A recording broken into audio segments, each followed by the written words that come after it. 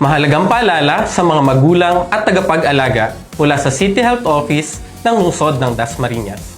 Sa darating na August 10 hanggang 28, isasagawa natin ang kampanyang Ligtas Tigdas Measles Rubella Supplemental Immunization Activity o MRCA.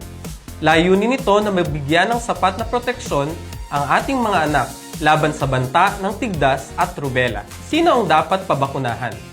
Lahat ng batang may edad na 6 to 59 months. Kailangan pa ba ito? Siyempre naman. Kahit na nabakunahan na ang inyong anak, kailangan pa rin ang karagdagang dose para sa mas mataas na proteksyon at upang maiwasan ang pagkalat ng sakit sa ating komunidad. Ligtas ba ito? Ang bakuna laban sa tigdas at rubella ay napatunayang ligtas at epektibo. Kung mayroon kayong mga katanungan o alinlangan, huwag basta maniwala sa mga nakikita o nababasa ninyo online. Mangyaring magtanong sa inyong doktor o health worker para sa tama at mapagkakatiwalaang impormasyon.